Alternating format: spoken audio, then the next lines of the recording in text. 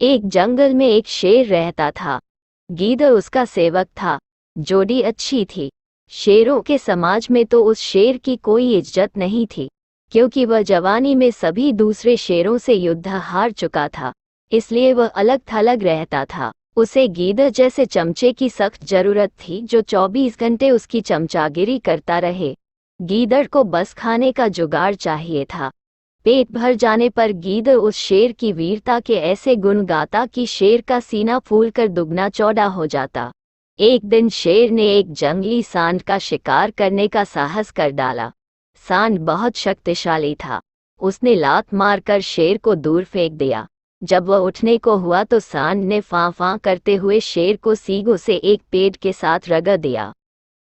किसी तरह शेर जान बचाकर भागा। शेर सींगों की मार से काफी जख्मी हो गया था। कई दिन बीते, परंतु शेर के जख्म ठीक होने का नाम नहीं ले रहे थे। ऐसी हालत में वह शिकार नहीं कर सकता था। स्वयं शिकार करना गीदड़ के बस का नहीं था।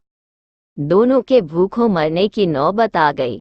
शेर को यह भी भय था कि खाने का जुगाड़ समाप्त होने के कारण गीदड़ उसका साथ न छोड़ जाए। शेर ने एक दिन उसे सुझाया, देख, जख्मों के कारण मैं दौड़ नहीं सकता, शिकार कैसे करूं? जाकर किसी बेवकूफ से जानवर को बातों में फंसाकर यहाँ ला। मैं उस झाड़ी में छिपा रहूंगा। गीदड़ को भी शेर की बात जच गई। वह किसी मूर्ख जानवर की तलाश में घूमता घूमता एक कस्बे के बाहर नदी घाट पर पहुंचा। वहां उसे एक मरियल सा गधा घास पर मुंह मारता नजर आया। वह शक्ल से ही बेवकूफ लग रहा था। गीदड़ गधे के निकट जाकर बोला, पाया लागू चाचा, बहुत कमजोर हो गए हो, क्या बात है? गधे ने अपना दुखा रोया। क्या बताऊं भाई, जिस धोबी का मैं गधा हूं, वो बहुत क्रूर है। दिन भर धुलाई करवाता है और चारा कुछ देता नहीं।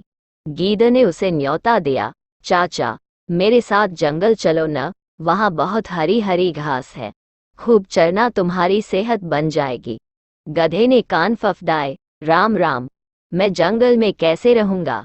जंगली जानवर मुझे खा जाएंगे। चाचा, तुम्हें शायद पता नहीं कि जंगल में एक बगुला भगत जी का सत्संग हुआ था।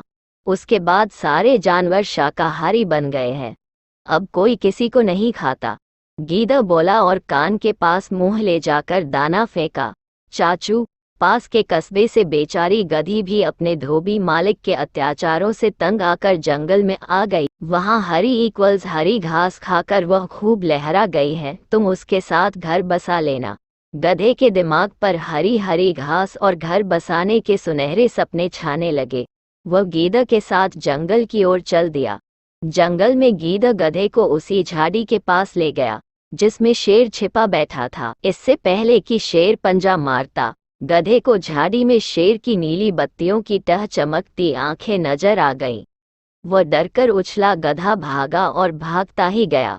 शेर बुझे स्वर में गीदड़ से बोला, भाई, इस बार मैं तैयार नहीं था, तुम उसे दोबारा लाओ, इस बार गलती नहीं होगी। गीदड़ दोबारा उस गधे की तलाश में कस्बे में पहुंचा। उसे देखते ही बोला, चाचा, तुमने तो मेरी नाक कटवा दी, तुम अपनी दुल्हन से डरकर भाग गए। उस झाड़ी में मुझे 2 चमकती आंखें दिखाई दी थी, जैसे शेर की होती हैं। मैं भागता न तो क्या करता? गधे ने शिकायत की। गीदड़ झूठ मूठ माथा पीट कर बोला, चाचा ओ चाचा, तुम भी निरे मूर्ख हो। उस झाड़ी में तुम्हारी दुल्हन थी। जाने कितने जन्मों से वह तुम्हारी राह देख रही थी। तुम्हें देखकर उसकी आंखें चमक उठी तो तुमने उसे शेर समझ लिया। गधा बहुत लज्जित हुआ। गीदड़ की चाल भरी बातें ही ऐसी थी। गधा फिर उसके साथ चल पड़ा। जंगल में झाड़ी के पास पहुंचते ही शेर ने नुकीले पंजों से उसे मार गिराया। इस प्रकार शेर व गीदड़ का भोजन जुटा। सीखा, दूसरों की चिकनी चुपई बातों में आने की मूर्खता कभी नहीं करनी चाहिए।